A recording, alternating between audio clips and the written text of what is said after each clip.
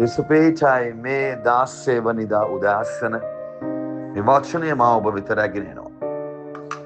ඔබට කොතරම් මේ වචනය ඇසීමටද, මේ වචනයට කීකරු වීමද, මේ වචනය ඔබගේ මනසට ආදේශ කිරීමද කොතරම් වැදගත්ද කියලා යමෙක් දන්නවා නම් ඔබ සිහිය තබා ගන්න, ඔබ අවබෝධයේ තබා ගන්න මේ වචනය තුල ඊ타ත්ම බලවත් වූ ඔබව වෙනස් කරන්න පුළුවන් විද්‍යුත් බලයක් තිබෙනවා. ඒ තමයි දෙවන් වහන්සේ මනුෂ්‍ය තුල උන්වහන්සේගේ ආත්මය තබලා ඒ ආත්මය බලවත් කරන මේ වචනය ඒ මනුෂ්‍යයන්ට ලබා දෙන මේ ආත්මීය වැඩසටහන සුදු ග්‍රන්ථයක් තුලින් මේ පොළොව තලයට ප්‍රදානය කරලා තියෙන්නේ.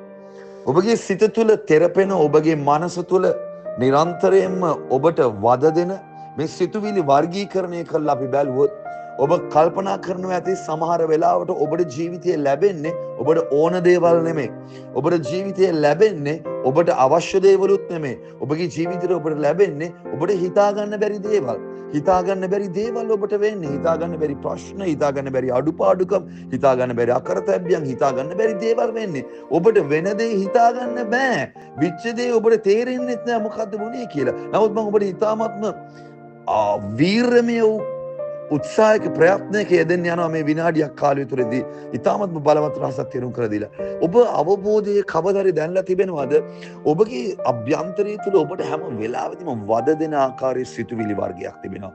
ඒ තමයි ඔබ මොනා කරන්න ගියත් ඔබගේ හිතට වද දෙනවා. මේක හරියන්නේ නැහැ කියනවා. පහුගිය දේවල් මතක් කරනවා. ඔබගේ හිත හැම වෙලාවෙදිම, ඔබගේ ආත්මය හැම වෙලාවෙදිම ඒ අකුලවල, ඒ ඇකිලිලා ඔබ ගොඩක් දෙලාවට දවසට ඔබ මූණ දෙන්නේ ඇකිලිච්ච ආත්මයක් තුළින්. ඔබගේ මනස ඔබව අකුලවල තියෙන්නේ. ඔබ මොනා කරන්න ගියත් ඔබ හරි පහත් තත්වයකින් කරන්නේ. ඔබ මොන දෙයක් කරන්න ගියත් ඔබ පහත් තත්වයෙන් තමයි ඔබ ප්‍රවේශ වෙන්නේ.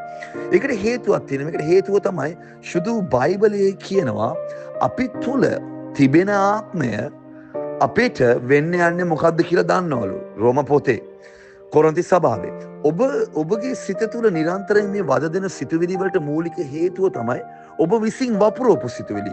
ලියවිල්ල අපිට ලොකු න්‍යායක්, ඒ කියන්නේ ලොකු සූත්‍රයක් කියලා දෙනවා. ඔබ වපුරපු දේ ඔබ නෙලා ගන්නවා කියලා ගලාතියේ. ඒකේ තේරුම තමයි ඔබට හැම වෙලාවෙදිම ඔබගේ සිත සංකාවෙන්, දුකෙන්, කැළඹීමෙන්, වේදනාවෙන් ඔබ මොනා කරන්න ගියත් ඔබගේ අභ්‍යන්තරය හරිම ඔබ ඇකිලිලා. ඒකට හේතුව තියෙන. ඒකට හේතුව තමයි ඔබ වපුරලා තියෙන දේවල් තමයි දැන් ඔබට මේ දැනෙන්නේ. උදාහරණයක් විදිහට මිනිස්සුන්ගේ ඕපදූප කියවීම, මිනිස්සුන්ට කතා හැදීම, ඕනටත් වැඩිය ඍණාත්මක මිනිස්සුන්ගේ අදෝනාව අහගෙන සිටීම, ඕනටත් වැඩිය ජීවිතේ පෙරදිච්ච මිනිස්සු ගැන හිත ඉන්න එක, ගෙවිච්ච කාලේ ඔබට වෙච්ච අකරතැබ්බි ගැන හිත ඉන්න එක, ඔබගේ ජීවිතේ වෙච්ච ෆේලියර්ස්, පරාජයන් ඔබ නිරන්තරයෙන් හිත ඉන්න එක, අරයට වෙච්ච දේ ගැන මේ වගේ දේවල් වැපිරීම, මේ වගේ දේවල් ඔබ මතක තියාගන්න. ඔබට කියන දේ මේ ශරීරය කියන්නේ මාර යන්ත්‍රයක්. ඔබගේ සිත නැමැති ඒ ద్వාරය හරින් ඔබගේ හරහා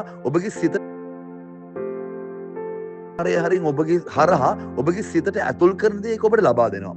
ඔබ හිතන්න එපා, ඔබ කවදාවත් හිතන්න එපා ඔබ කොස්සට හිටවල ඇපල් ගෙඩි. ඔබ කවදාවත් හිතන්න එපා දෙළුම් යට හිටවල මිදි. නෑ, ඔබ වපුරපු දේ තමයි බයිබලයේ ගොන්නන්නේ අපිට නෙලා ගන්නවා කියලා. ඔබ අවබෝධයේ සිහියේ මේ වෙලාවේ ආවර්ජනය කරගන්න මම ඔබට මේ කියන දිව්‍යමය යථාර්ථය ඔබගේ ඔළුව තුළ හැම වෙලාවෙම තියෙන්නේ. මට මේක හරියන්නේ නෑ, මට සල්ලි නෑ, මම වැටෙනවා, මම රෝගී වෙනවා, මම අතරින් දන්නේ නෑ, මගේ මගුලක.